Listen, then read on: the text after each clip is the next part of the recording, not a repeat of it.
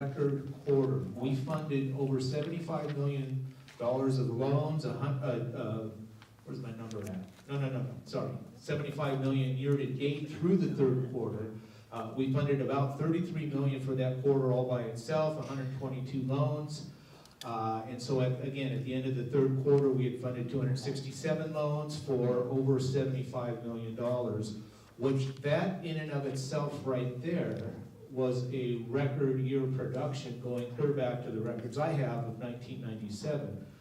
I call that the modern era. And so with that, we'd already achieved our goal. I tried to talk to Bruce and Mitch and the director about letting me take the fourth quarter off. They wouldn't do that.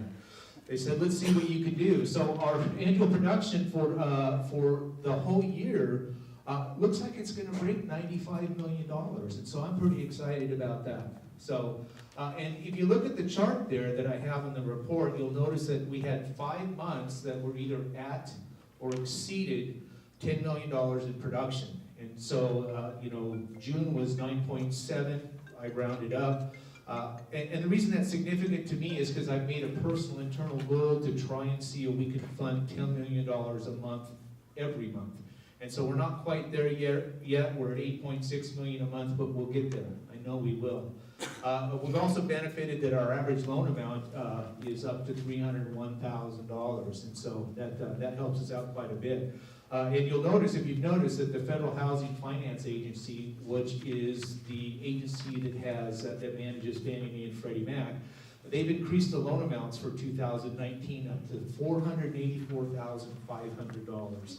So that's a 6.1% increase over the 2018 number. So we're going to take full advantage of that when the year starts.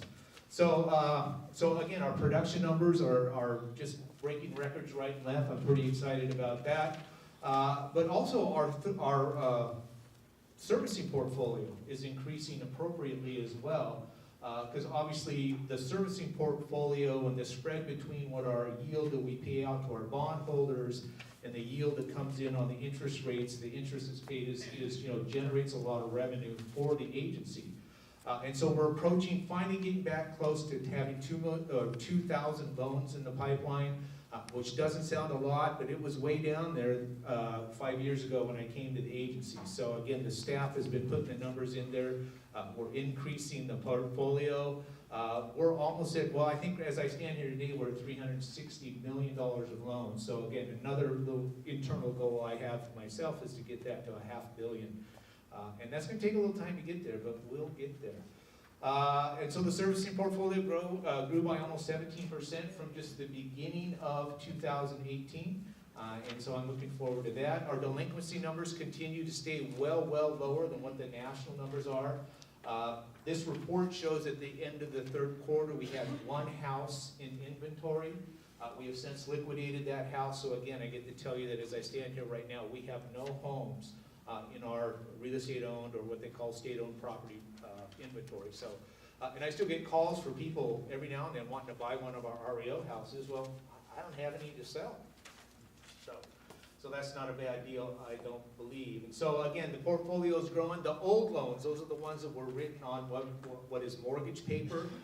Sometime in the mid-'80s, we switched over to deed of trust paper. So the old mortgage loans, the old loans that we call them, are under 10 million right now, and you'll notice that there's only just 265 units at the end of the third quarter. So again, those loans, although those are preferential interest rate loans, if you work the math there, you'll see that the average loan amount there is only $26,000. So those things are declining. And again, from a delinquency report, we're still doing much better than what the national and the state average is. Our foreclosures, again, are down to 0. And our collection activities are down also. And collections are also, a function out of how do you underwrite that loan up front. And so our underwriting staff does a really good job. Being an old mortgage originator myself, I always used to say the loan was good when we made it, servicing screwed it up. And so no longer do we have that case. These loans are following through and they're all performing. We have the ones that we have to work with our clients on. But they're performing very well. The only other thing, two other things I guess I would add is we had a change of staff in October. I had a long-term employee who's been with the ODVA for 38 years, finally retired. And bless her heart, I think she's doing well. I've had some communication with her. And we brought a new staff person on that's just dynamite. She's just rocking and rolling with this. And the only other thing I want to add is I look forward to 2019 as we look at, we've talked a little bit about what the budget asks are. I have a person on a request that I'm trying to bring on a business development representative. Because right now, unfortunately, I'm the face of the home loan group.